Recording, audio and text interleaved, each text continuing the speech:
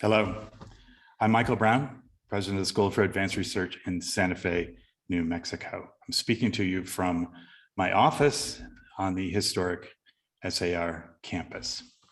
It's my great pleasure to welcome you to our second Creative Thought Forum event as part of our 2022 series, Seeking Justice Toward a More Equitable America.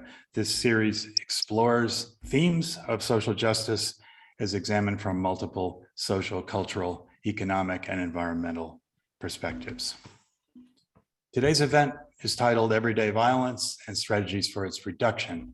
The US is experiencing a dramatic increase in violent crimes, especially murder, that ends a period of steady crime reduction that began in the 1990s. Today, experts consider the factors driving this phenomenon and approaches that might counter it. Melissa Burch, who will moderate today's discussion, and presenters Hannah Love of the Brookings Institution and John Roman, a faculty member of the University of Chicago, will be the presenters. Before I hand off to Melissa, I should note our sponsors and supporters. We're grateful to the following groups and individuals for their support. First, the National Endowment for the Humanities, the Democracy Demands Project. And I'm asked to say that any views, findings, conclusions, or recommendations expressed here are not necessarily those of NEH. I also want to acknowledge Patricia G. Foshi for the Stuart Hall Charitable Fund, the Pelham Foundation, Thornburg Investment Management, the Luke and Betty Vortman Endowment Fund, the Flora Crichton Lecture Fund, and members of SAR's Founders Society. Events like these are made possible through the generous support of our donors and members. If you would like more information on becoming an SAR member, just check our website, members.sarsf, that's SARSF as in Santa Fe.org. We also appreciate voluntary donations for this event. Our moderator today is Melissa Burch. She's Assistant Professor of Anthropology at the University of Michigan, my alma mater, as a matter of fact. Her research and community work focus on the lived experience of people with criminal convictions, with an emphasis on how social hierarchies and inequalities are maintained and reproduced through the processes of criminalization and punishment. I'm pleased to hand the event over to Melissa, who will introduce our presenters. Hello, everyone. I am excited to moderate today's discussion between John Roman, who is a senior fellow in the Economics, Justice, and Society Department at NORC at the University of Chicago. John's research focuses on the economics of systems reform, including program evaluation and policy analysis, measurement and data infrastructure, and public-private partnerships to facilitate innovation. We also have with us Hannah Love, who is a research associate at the Brookings Institution's Metropolitan Policy Program, where her research focuses on place-based policies and practices to enhance opportunity in disinvested communities. Prior to Brookings, Hannah was a research analyst at the Urban Institute's Justice Policy Center, where she researched community-based solutions to public safety. Thank you both, John and Hannah, for joining us, and I'm very much looking forward to the discussion. We're going to start by hearing a little bit from John and then from Hannah, and we'll take the discussion from there. So take it away, John. Great. Well, thank you very much, and thank you for hosting this session. I think I've been doing this for 25 years, and I think this is the first time I've really engaged with anthropologists on this question. And I think it's a fabulous perspective, and I'm really interested to see where that takes our discussion. So I appreciate that very much. I'm also a Michigan alum, I should say that. We seem to have the panel dominated from every direction. So what I thought I would do is just talk a little bit and then show you some data. But I think a lot of this story is not a data story. It's more of a theory story.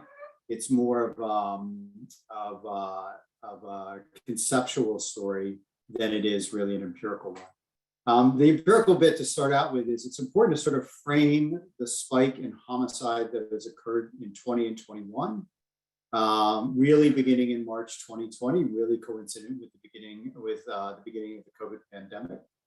And to sort of frame it this way, to say we've been keeping national crime statistics since 1960, and beginning in the middle of the 1960s, violence and crime in general spike in the United States over a period of 15 years, sort of peaking in 1980. And then the violence and homicide sort of stay at this really high, exceptionally, extraordinarily, painfully high level until about 1991, when there's this rapid decline, 10 years in the 1990s, all kinds of crime everywhere, every city, urban, suburban, rural, sees these massive declines in crimes, 50% or so. And then you have this long 20-year period of stability, right? It goes up and down, there's little peaks, there's little valleys. The real bottom of this whole process is like 2014, and we're already beginning to creep back up by 2020, but right in this range that we had been for 20 years. So you might ask, what did we do so successfully in the 1990s that we reduced crime and violence and homicide in America by 50%? And I would say to you, well, you know, I wrote a piece a couple years ago and identified 26 explanations for why crime declined so much, each one of which has empirical and theoretic support.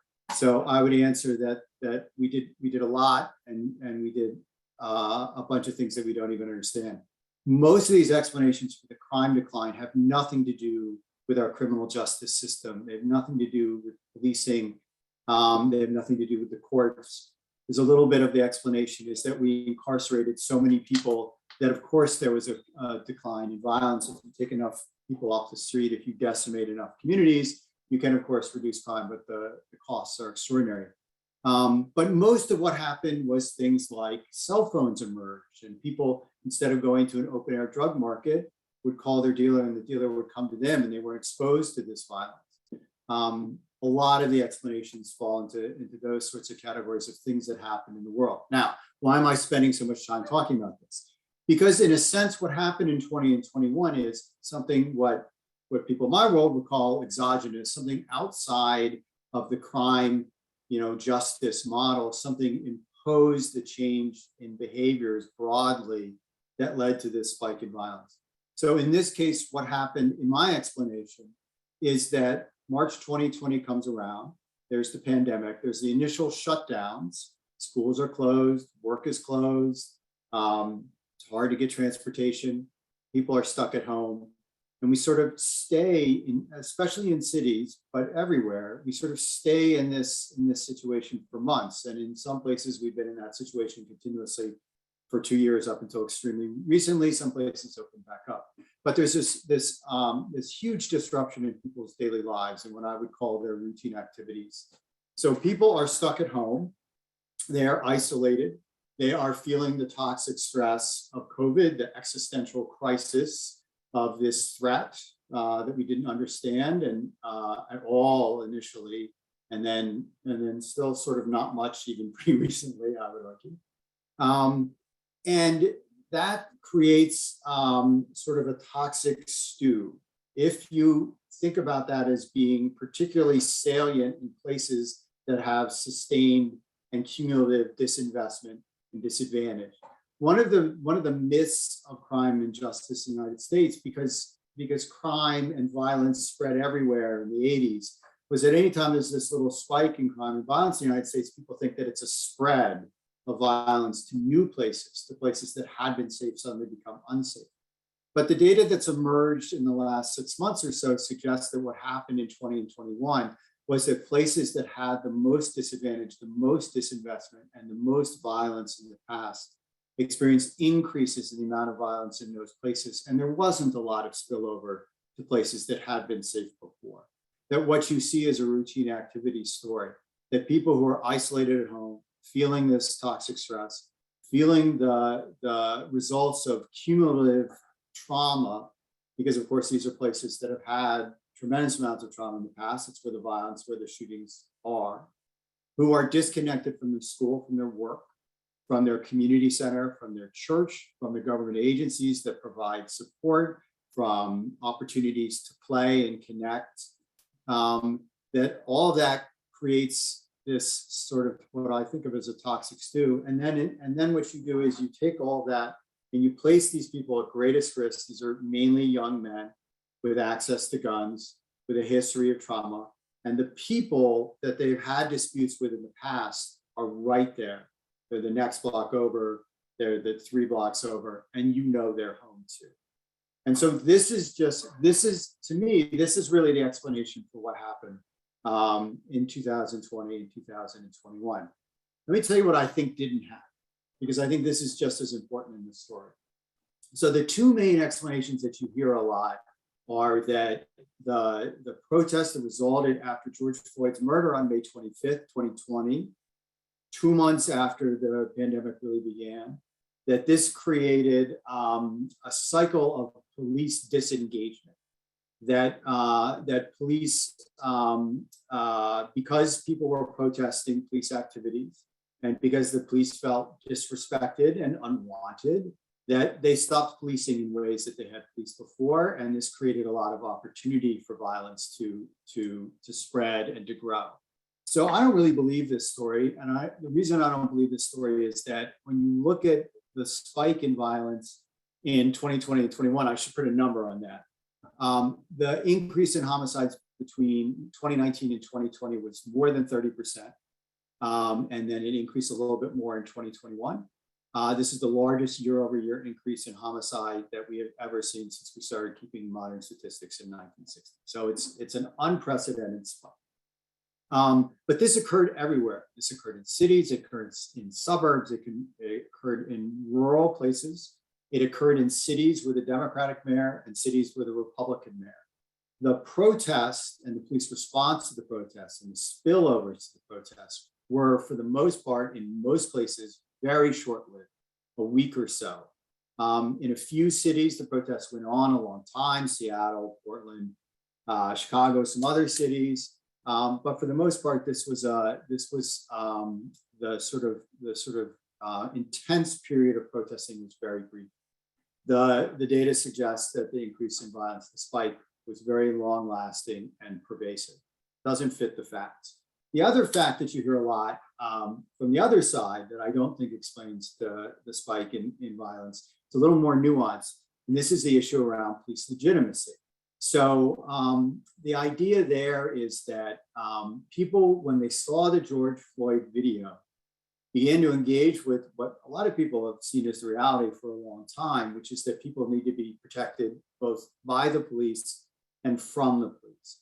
That the police, in fact, were somebody to not respect. So legitimacy is not something that is demanded. Legitimacy is something that is earned. And then there's a lot of evidence, a lot of actually empirical research that supports the idea that people's perceptions of the police have decayed, particularly over the last 2 years, and police are not viewed as legitimate as they were before. And there's lots of implications for people's behavior around crime and violence. One is that people will engage in more violence because they don't see the police as a legitimate response to their violence, and they'll become more violent. That might explain the spike. Another take on the police legitimacy crisis is that people won't engage with the police when there was violence. So this is particularly true where there are eyewitnesses. The only way to solve a drive-by is for an eyewitness to report. There's no technological solution. There's no forensic evidence or biometric evidence. Somebody has to say, I saw the shooter. Here's the shooter. If police legitimacy decays, people are less willing to step forward and say. So these are the hypotheses that explain the violence spike in terms of this crisis of police legitimacy. So I don't really think that this is the explanation either, and this is why. Because police legitimacy has definitely declined in the US over the last couple of years, but it has declined in particular places. It's declined in places that are just adjacent or across the city from where the violence occurs. Violence occurs in very small numbers of neighborhoods. We've known this for a long time, that if you were to go block by block in a city, what you'd likely find is half the blocks, and this is true of virtually any city, have no violence in any given year. Nice. Can you hear me okay? Froze for a second. Can you still hear me? Okay. Sorry, I seem to be frozen on the screen and then not very productive look, but whatever. And so in the other half of blocks in the city, there is a small number of violent acts, and a very small number of blocks are almost all the violence in the city. In those neighborhoods, there was already a police legitimacy crisis. That police legitimacy crisis goes back generations, goes back decades. So the places where the violence occurs isn't where the idea of police being illegitimate was new. And because of that, I don't think it explains the spike in violence. Okay, if we could just put up these slides for 1 second, I want to talk about a couple of more specific things. Thank you, Ashley. A couple of more specific things that I think are important to understand about this. You go to the next slide. So this is just the last 6 years of violence from 2015 to 2021. This is the number of homicides per month. So I think what's interesting here is a couple of things. So one, I think it shows really clearly just how large the spike in homicide was beginning in March 2020. It's really extraordinary. There's just simply nothing like it in this time series. So I think it can't be argued that there was no spike in violence. I've heard that in some quarters. It's not that important. It's not that big a spike. I think the evidence is overwhelming that it was. The other thing, though, that I would hope you would take away from this is that violence and murder in particular are seasonal, right? The bottom of each of those year series is January, February. There's very little homicide in the winter. There's a lot more in the summer. So anytime you hear about a spike in homicide in a short period of time, you should understand that homicide is really volatile and maybe it isn't as meaningful as you might think it is. Something to keep in mind. So this trend, though, we see in 2020 and 2021, long-term 2 years, it's important. Ashley, if you could go to the next slide. So I think, though, that a lot of this explanation has to do with drug markets and what happens in drug markets. So really quickly, there were two big disruptions to drug markets during the pandemic. One disruption is sort of obvious, right? People felt toxic stress. People were more inclined to look for solutions to their problems that might involve going to a drug market. The demand for illicit drugs increased over this period, but it increased for another reason, which is that most people don't know that a lot of the illegal drug market is supplied through restaurant and club-based distribution networks. You go to the restaurant, you go to the club, you buy drugs, use it there. It's actually a substantial portion of how illicit drugs are supplied in this country.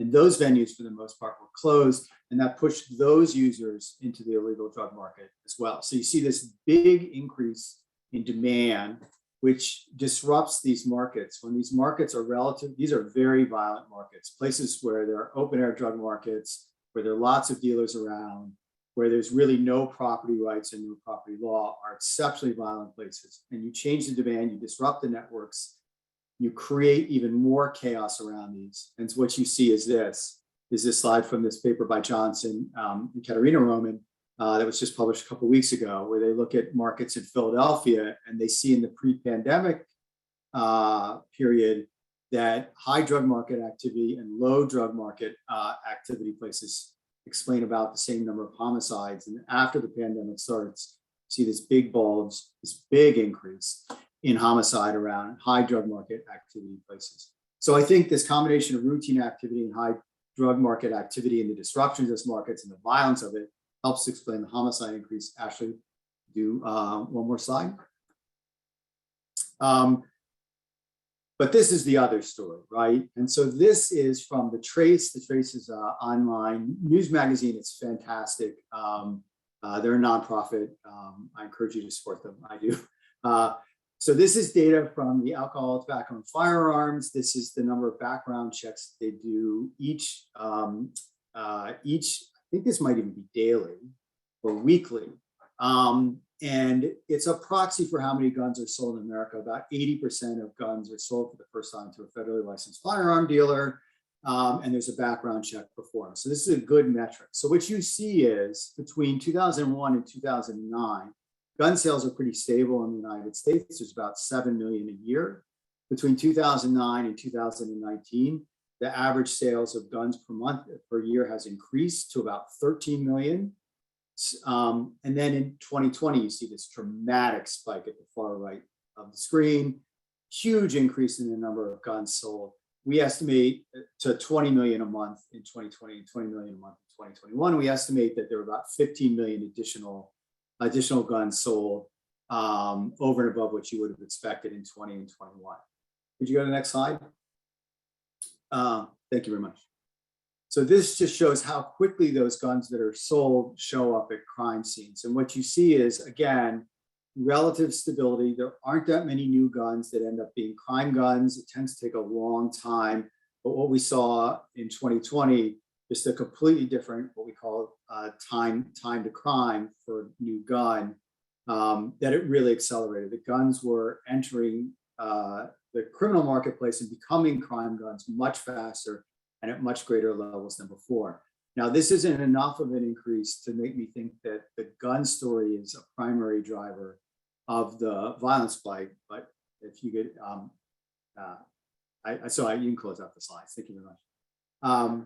But just to conclude, what this makes me worry about is that there's a mechanical relationship between the number of guns that are sold and how much gun violence there is in the United States. So when you go from 7 million guns a year to 20 million guns a year being sold, really that the likelihood, the number of guns that become crime guns increases threefold. It's just that mechanical. We have a lot more guns in circulation, and just a predictable percentage of them will end up being a crime gun. And that is going to slow down our recovery from this violence spike, right? It's going to take a while for this. COVID is ending. The restrictions on people's behavior are ending. People's routine activities are going back to normal. But that doesn't mean that the violence is going to go back to normal because of this combination of guns on the street, disrupted drug markets, and the real fact that this violence was concentrated in the most disadvantaged places, the places that had the greatest disinvestment, where there was the most cumulative trauma. And that trauma, there's a saying on the streets, people who work with people who commit gun violence and help the survivors of gun violence, that hurt people hurt people. And a lot of people were hurt in the last 2 years, and it's just going to take time to stop those cycles of retribution. So I think 2022 will be better than 2021. I think 2023 will be better than 2022. I don't think either of them will look anything like violence in 2015 through 2019. I think it'll still be elevated. Anyway, thank you very much for the opportunity to speak with you, and I look forward to your question. Thanks, John. It was really great to hear your remarks, and I think that we have a lot of synergies in our arguments, and I'm really excited because I think that my argument kind of focuses on what's unfolding in these really concentrated, disadvantaged places that you've been talking about, where there's a lot of trauma and disinvestment and segregation. And so I think that our remarks will fit together nicely. So to that end, let me share some slides. Today, I'm pretty much going to focus my remarks first on kind of briefly putting the rise between 2019 and 2020 in murders in some historical context, similar to what John was speaking about, but with some graphics and some larger trend lines. And then I'm really going to be focusing on sort of what kind of solutions that we can have that will be really sustainable for stopping violence within communities, and also just creating more healthy and safe communities in the long term, not just in this 1 year to reduce violence. Okay, so just to start, here are some of the theories that John already mentions a little bit. So as we talked about, between 2019 and 2020 saw the largest 1 year increase in gun homicides, particularly that we've ever seen since the FBI started recording in 1960. So of course, that's going to capture a lot of attention. And many of the theories is, it's what John talked about. It's people are blaming the summer protests. They're blaming low morale among police officers. They're blaming the defund the police movement. And then also one thing that John didn't mention, but I've been seeing a lot of pushback is on progressive prosecution practices. The idea that stopping the prosecution of low-level nonviolent crimes in a lot of cities, like we're seeing in Philadelphia and other places, is leading to an increase in violent crime. So these are kind of the theories on the left that you're starting to see about what's driving this increase. And kind of what John was saying is not very many of them are substantiated with evidence. So particularly the correlation between summer protests and a rise in violent crime. This is kind of a recycled version of what a lot of people call the Ferguson effect theory, which has been disproved in the wake of the Ferguson riots, as well as those in Baltimore, which is the idea that the protests caused rises in violent crimes, and those were actually debunked in both times. The progressive prosecution theories, there's been some studies on that, particularly in Baltimore, and they have found that actually by stopping the prosecution of nonviolent offenses, violent crime dropped by 20% and total crime dropped by 36%. So there's not actually an evidence base for progressive prosecution practices leading to further increases in violence. And then the big one, the idea that is kind of the defund the police movement, is really interesting because if you actually look at budgets for cities over the past year, no one really actually did defund the police.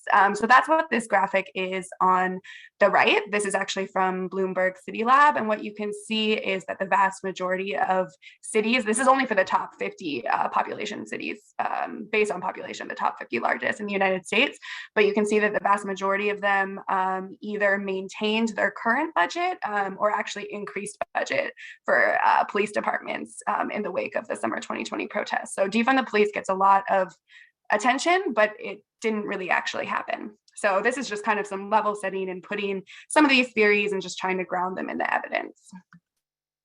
And this is also similar. This just adds a little bit of graphics to some of the trends that John was talking about.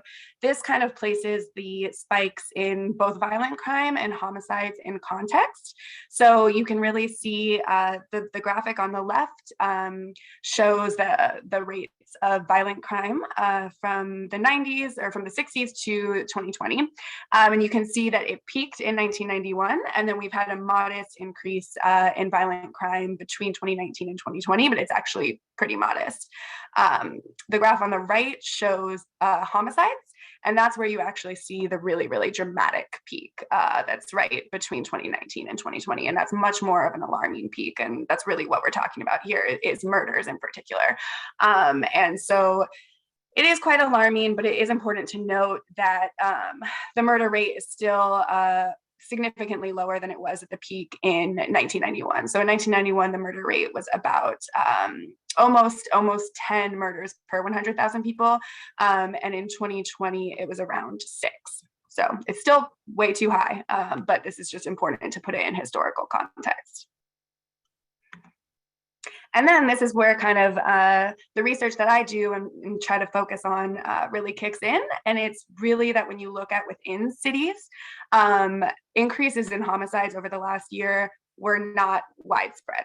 They were not occurring, homicides were not occurring in new places that they had not occurred before. So this is analysis I did with one of my colleagues that really just maps. So on the left, you can see that that's a map of Chicago, where John is coming in from. And it maps pretty much where this is particularly gun homicides, both of these maps, because that's what drove 77% of the murders that we saw last year. But anyways, this maps the location of gun homicides on top of a map that also shows poverty rates. And so the lighter the blue is the lower the poverty rate, and the darker the blue is the higher the poverty rate. So what you're really seeing is in 2019, you see a lot of gun homicides concentrated within high poverty areas and neighborhoods. These are mostly in the west and south sides. And then what you see in 2020 is pretty much the same places are experiencing murders, there's just more of them. So this really just provides some data to back up what John was saying about the idea that this kind of rise in murders is a really geographically concentrated phenomenon, and it's not spreading to new places. And very importantly, these are places that are dealing with historic disinvestment, racial segregation, and high poverty rates. So we're really just kind of seeing a specific challenge with the rise in murders. And this is something that is holding in pretty much every city and town nationwide in which you study it. So this is a map of Kansas City, which also saw a very large increase in gun homicides as well. And you can see the same thing, that pretty much the concentrations are all within high poverty neighborhoods that are reckoning with disinvestment.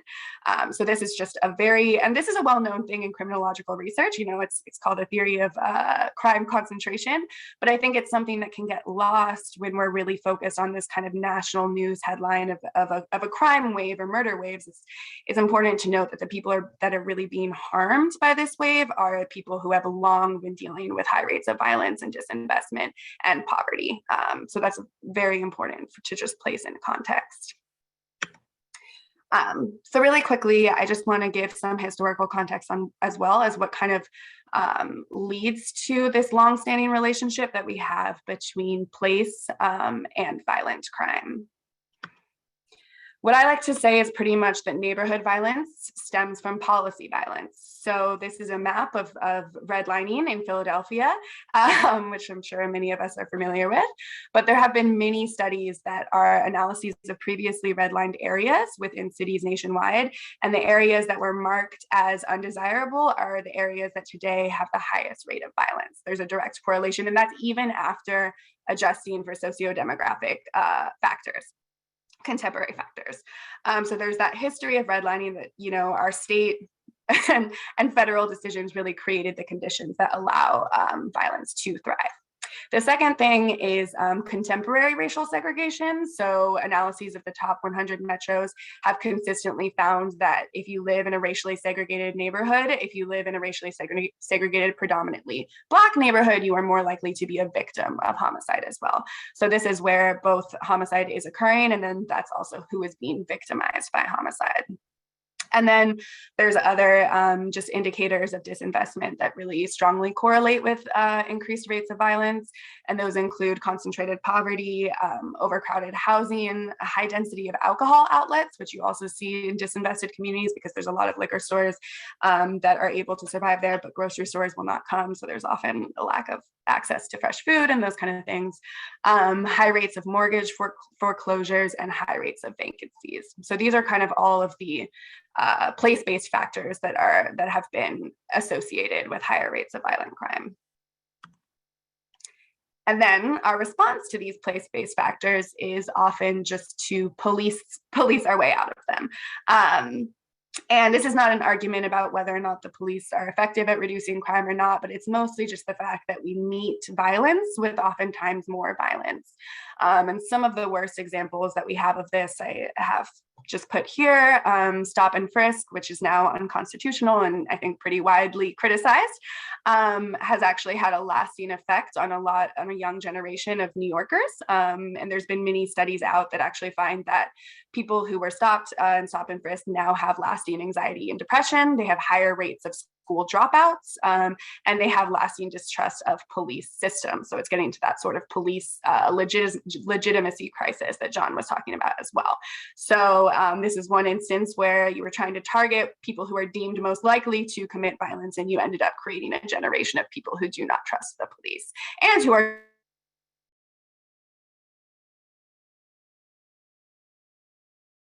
Looks like we've lost Hannah. The internet is not our friend today.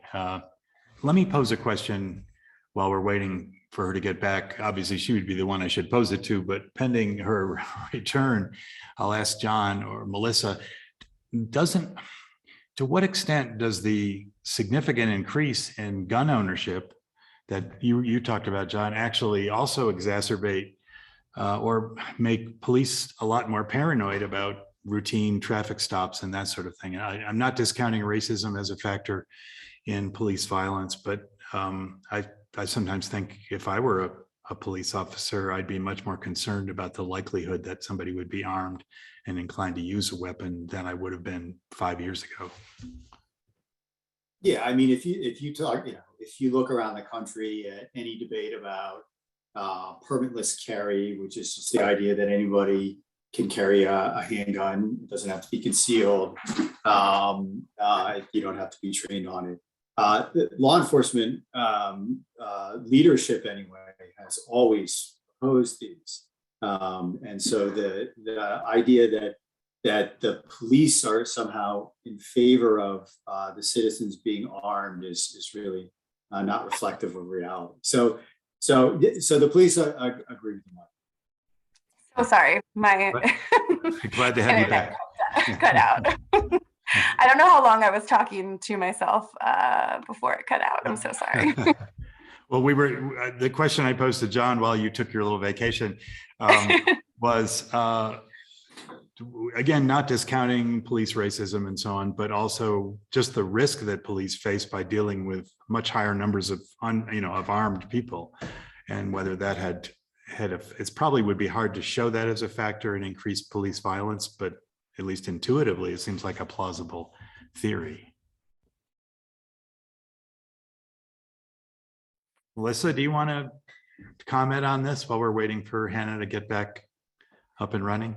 I have a question that relates to both what John and Hannah have been talking about in terms of, I guess I very much appreciate how you both have kind of not only presented your own analysis of, how this came to be the problem, but also broken down for us the other analyses that are floating out there, which maybe are the dominant analyses. I'm not sure, but I'd love to hear more about this link between kind of how we understand the problem and the implications that has for the solutions that we pursue, and kind of, to what extent what kinds of solutions are being pursued, in the name of the analysis of the Ferguson effect theory, or the legitimacy issue, the defund movement, et cetera. Yeah, let me just do 30 seconds on that, and then give back to Hannah. So I love the question, right? Because when you can see us both, and I'm not criticizing Hannah, because I did it too. We fumble a little bit when we're trying to figure out what words to use to describe this spike in homicide and violence, because crime spike rolls off our lips so easily and so naturally and organically that we tend to say that, but that isn't what happened here, right? So as Hannah's data show, crime was down in 2020 and 21 across America. Violence was up just the tiniest little bit, because homicide's a really rare event. And so when homicide can spike, it doesn't even bring all the violence with it. And it certainly doesn't bring all of crime with it. And I think you see this in the media, that the media really struggles with this, that they're so I don't want to say invested, but maybe that is right, with the crime story and crime spike story and the threat of crime and surges in crime, that they just don't have the language to talk about it another way. And I think, Melissa, that sort of leads them to want to go towards things that are more easily digestible, like Hannah was talking about, defund the police, and to go to stories that just aren't true and don't have any support, just because the language is more accessible to them. So I think it's a great question. Yeah, I also think the media is really not great at having a historical context. I think that it's really difficult to kind of, and it's hard to talk about, that this is such a large increase, but it's not nearly what we've seen in the past. And then to kind of take this more granular look about where the increase is happening, these are really hard things to talk about. And you don't want to sort of devalue the pain or the fear that anyone's feeling by the crime rising in their city. So I want to interrupt. Can I just say one thing? Mm-hmm. Such a great point. So when there's a crime or there's a violence spike, the reporters go to the police. And so somebody is shot on the street. They go to the police, they say what happened, and the police tell them, and they print that. And so, there was an 11-year-old boy shot in Philadelphia in the back by police officers. And for 2 days, you heard this story, the police story. And then because it was a high-profile case, because it was such a young child, a middle schooler, 7th grader, then there was more investigation, and you learned about the case from his perspective, where people were willing to share his narrative. And you get a whole different story. 99% of police reporting, you never get a story other than the police's story. My last point is this. I think we learned in the pandemic that having a medical degree doesn't make you an epidemiologist. We heard from a lot of medical doctors who don't know anything about public health, right? Because they just see one patient at a time. They don't think at the population level. So why do we think a police officer or even a police chief is trained to talk about crime policy? They see their city a case at a time. They don't have the big perspective, but that's who the media goes to. So thank you, Hannah. That's an excellent point. Thank you for that. All right. Luckily, I'm getting help with someone else sharing my slides now, so hopefully my internet will allow me to stay in this conversation. So if you could just move forward a few slides, I will wrap up with some of the ideas that I have that are alternatives to these more carceral enforcement-based solutions. The first of these interventions is really focused on improvements to the built environment. And this is something that we've been seeing a lot of research about recently that's really, really promising. And what it's found, and there are several studies out of Philadelphia that are really focused on this, and what it's found is that by doing some built environment improvements like structural repairs to homes in high violence communities and restoring vacant lots within high violence communities, you can actually lead to a very significant reduction in violent crimes. So by restoring vacant lots in, and this was a randomized control trial out of Philadelphia, they found that by restoring vacant lots, they were able to reduce violent crime by 29% within this neighborhood. So that's a very significant decrease. And same with the structural repairs to homes, that was a reduction by 21.9% in violent crime.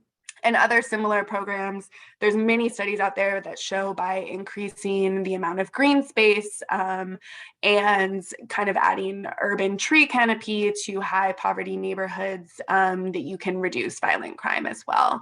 And I think that this is something that is often overlooked because it takes much longer, right? This is sort of getting into the weeds of urban planning and placemaking, and it requires a lot of people outside of the criminal justice system to kind of think about violence as their job, which not many of us are used to doing. So it's a really cross-disciplinary and often not thought of solution, but it's something that I think that local leaders should be pretty excited about right now, because we just had an infrastructure bill passed, and we also have a bunch of ARPA funds that can be used for these kind of built environment improvements, which really, really, really have a strong evidence base for reducing violence. So I think it's something that is a really optimistic opportunity that we have that doesn't get enough attention because we work in our disciplinary silos. So that's another reason I'm really happy today that we're having a conversation with an economist and an anthropologist and a sociologist, so we can all sort of get together and talk about these exciting things. The next sort of bucket of evidence-based non-carceral solutions is really about focused interventions to enhance economic opportunity within high violence neighborhoods. So specifically, there's a lot of strong evidence showing that youth workforce development programming and employment programming, including like summer job programs, because violence spikes in the summer, can reduce youth involvement in violence by up to 35 to 45%. And then there's also a lot of really exciting studies coming out about universal basic income being able to reduce violence as well. And so I think that this is something that again requires people outside of the criminal legal system to take on as their job, but is really important. And we have a lot of funds right now through ARPA to kind of focus these kind of programs within high violence communities, right? To really have targeted investment in summer job programs within the places that are most at risk for violence. And so this idea, the idea of like social connections, is actually the one that I think has gained the most traction nationally right now, is that by increasing sort of social cohesion and social connections within neighborhoods, you can reduce violence. And this sort of forms the basis or the underlying ideology behind a lot of community violence interruption programs, which are really evidence-backed. And this is when you have people who are well respected within the community who maybe have been formerly incarcerated or previously a gang member themselves, really trying to build relationships with people who are most at risk for committing violent crime, and trying to kind of intervene among the community and among friends before sort of involving formal justice system actors.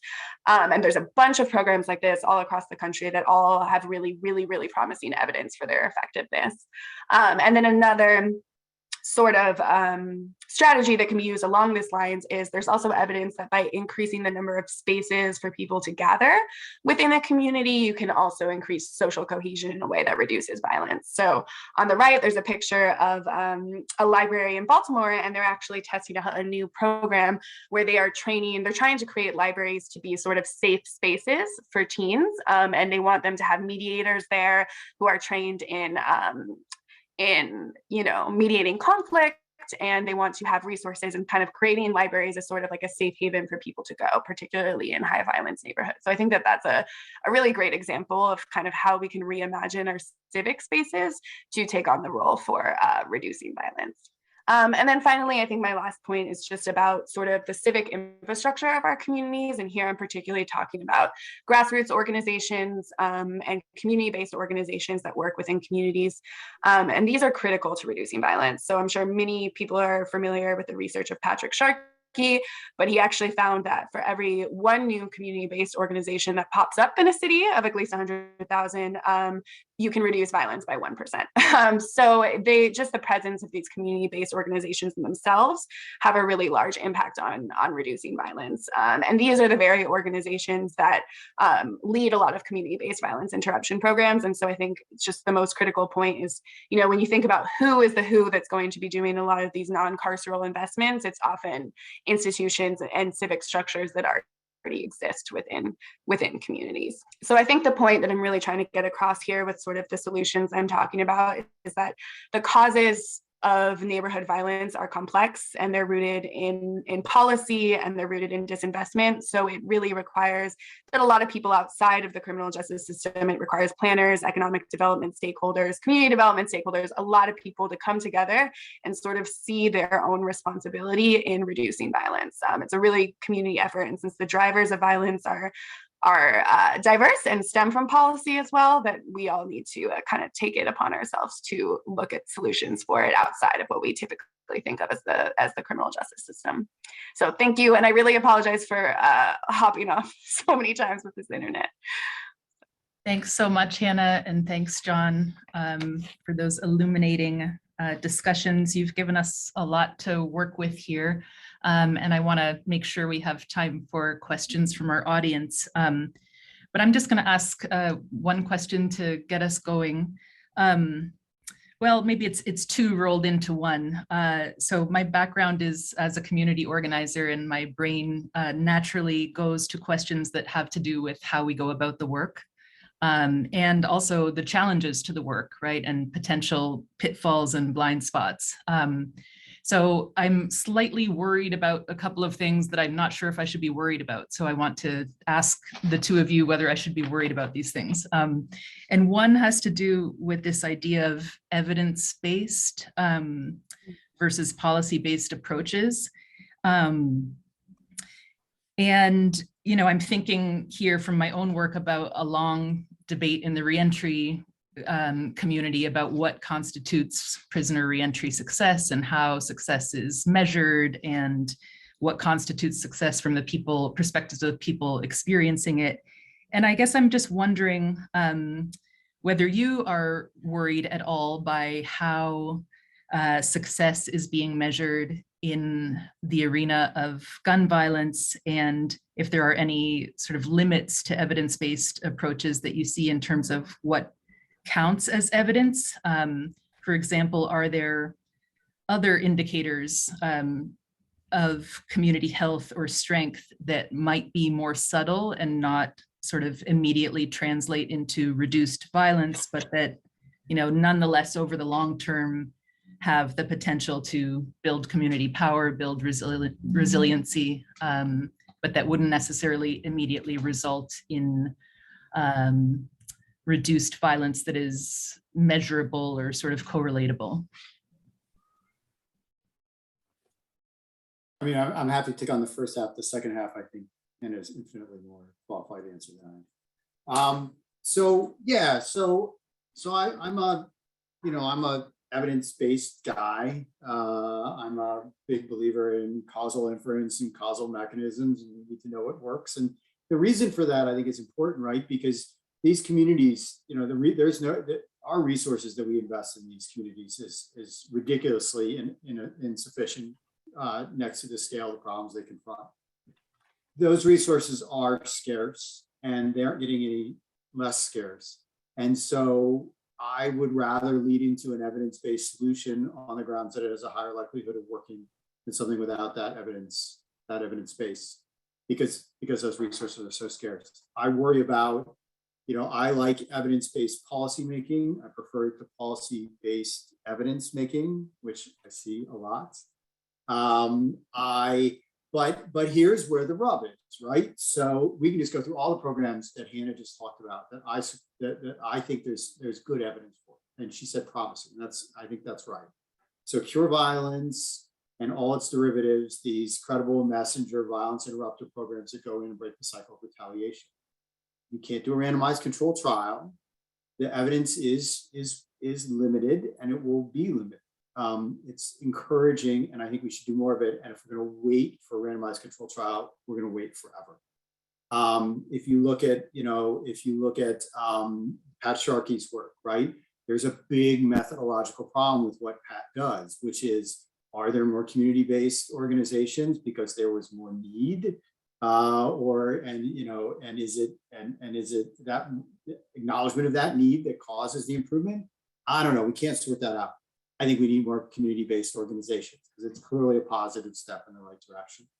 So you can't get too hung up on the evidence, but you should seek it out. It's a great starting point when it exists. And if not, people who've tried credibly to figure out if something is work that is rigorous, transparent, and objective, if they find promising results, I think that's sufficient in most cases. Mm-hmm. I would say sometimes to this point of what is the evidence, right? A lot of times we rely on just crime rates to determine success. And I think that that's fine. That's what we're all here to talk about. But crime in itself, and I don't want to sound like too much of a sociologist here, but is a construct. The meanings of criminality do shift over time. If you think about marijuana, that was something that people were spending a lot of time in prison for, and now you can go to your local dispensary in DC. So I do think that the idea of crime itself can sometimes change over time and lose its meaning. With violent crime, it's much more stable. None of us want to be murdered, but I do think that we need to have different indicators of success other than crime rates. And I think to John's point about doing an RCT versus softer evaluations, I think here we're talking about people and we're talking about people's lives, and I think often we don't take into account enough what people living in high crime areas actually think about what's going on there and what interventions that they would like to see. So in my ideal world, I would love some policy that's based off of a large scale study within maybe the south side of Chicago, where we're asking 3,000 residents what they want to see to solve crime in their neighborhood, right? But those are not the kind of studies that get funded because we don't often care what people think. And so I think that these are things I think about a lot, and I appreciate that question. Thank you. Michael, should we take another question from the audience? I'm going to skip a couple of them because I think they were essentially answered. They were asked early on. So what's the alternative to defunding the police? I mean, I think we've heard some really good information about that. Barbara Chatterjee has a question. Could you speak to differences in violence and murder between urban and rural areas, including the impact of poverty and disinvestment? The focus has been on urban crime for obvious reasons, but are there things that should be taken or discussed about rural homicide and its causes and presumably solutions? Yeah, it's a tough question, right? So homicides, I mean, the best predictor of violence is dense clusters of young men with nothing to do. And it doesn't matter where in the world you are or what the situation is, that's the recipe. In Britain, they have a great acronym for it. They call them NEET kids, not employed in education or training, and focus a lot of resources on them. And I think it's true in you just don't have the density in rural places. So you don't see the same kind of cycle of retaliation, of cumulative trauma, just because of a lack of proximity. I think, the proliferation of weapons, particularly handguns, I think is unfortunately leveling the playing field between cities and rural areas in terms of the likelihood of violence.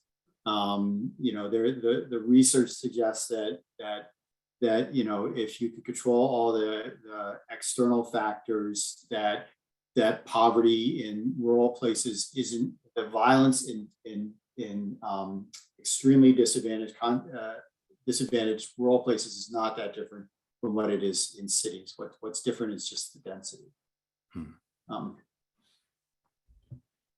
Brian Smith has an interesting question about the possible connection between education and murder rates, and the possible connection of, or the impact of closing schools during the pandemic. There's a lot of discussions in the media about the damage that's been done to children through the closing of schools and remote learning and so on. It's probably too early to really say, but do you have a sense of what the implications of that might be?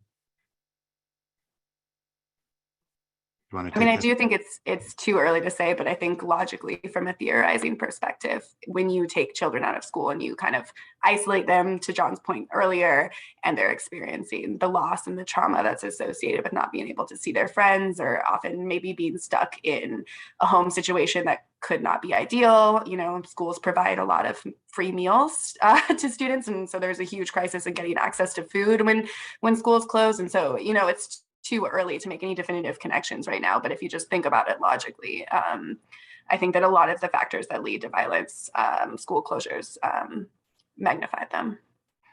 Just two super quick points on that. One is just to say that if you look at the average person who's incarcerated in a state prison, they have a 10th grade education on average, and functionally they have a lot less. I worked with a program in Allegheny County, which is Pittsburgh.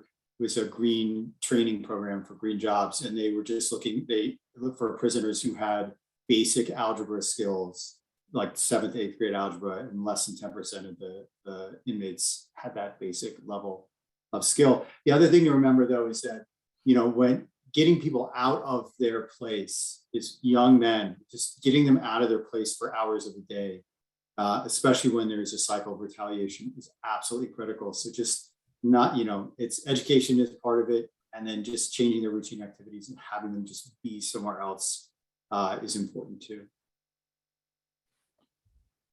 Brian starts off with a comment, which is, he says, Hannah, your built environment is important. And I agree with you about emphasizing this, but then he goes on to ask, so, but what's the difference between that and Mayor Giuliani's broken window and graffiti programs? Is it really more of same, or is there something fundamentally different about it? I almost think it's sort of the inverse of broken windows, right? And broken windows is, you know, the idea that you have to sort of police really, really minor crimes, or kind of these place-based indicators of violence, graffiti, things like that, more heavily to kind of mitigate the harsher ones. And that's been disproven many times. It's kind of a flawed theory. And this is just the inverse. It's actually, what if we were met with resources to kind of clean up these vacant lots? And the important thing too is these are the opportunities. So when we talk about cleaning up vacant lots, in my ideal world, we'd be talking about community-led placemaking efforts to do so, right? Like these can be things that also bring the community together. And there are many examples of that.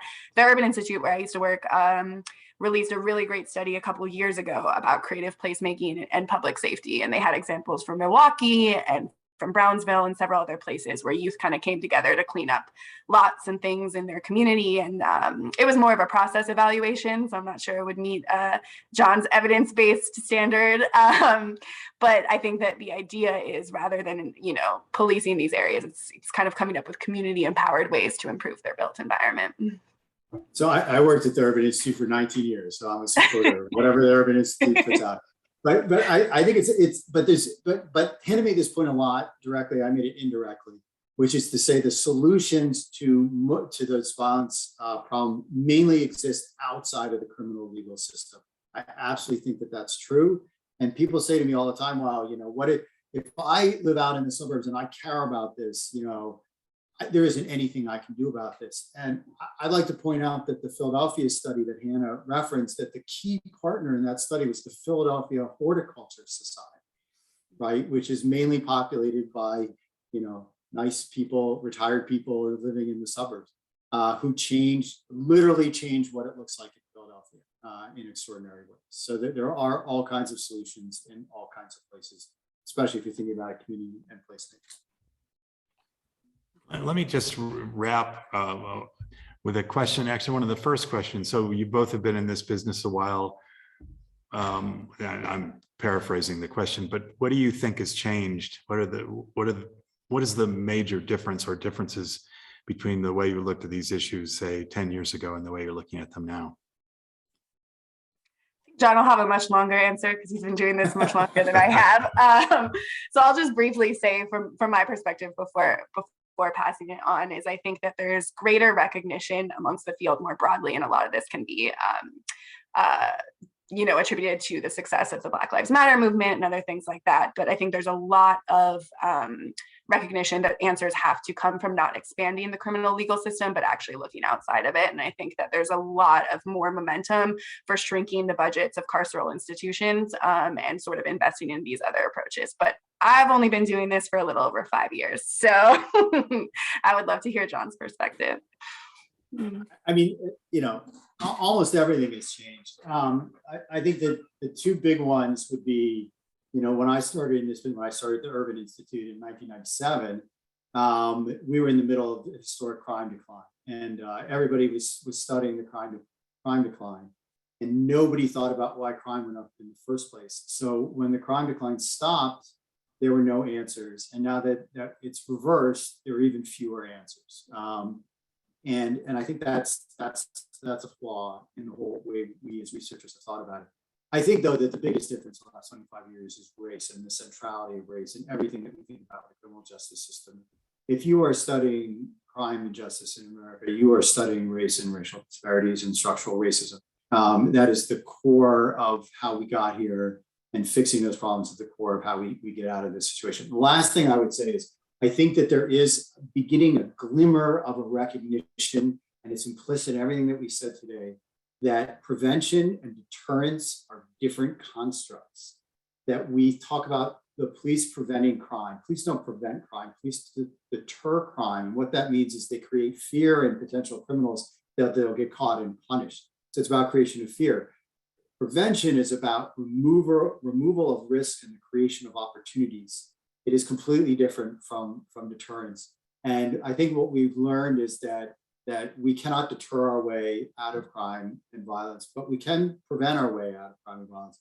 And so I think, as much as that shouldn't be a new thought in 2022, it is one, and it's a much more productive direction for the field to be going than anything that we're doing 20 years ago. Well, let me close by just thanking Hannah Love, John Roman, and Melissa Burch for a very illuminating conversation. I want to thank our audience for bearing with us through some internet hiccups, which I thought we'd gotten, when we started the pandemic, we had a lot of those. I kind of thought we were past it, but I guess it's never fully done. But we appreciate your good humor and your insight. So thank you very much to everybody. Bye-bye.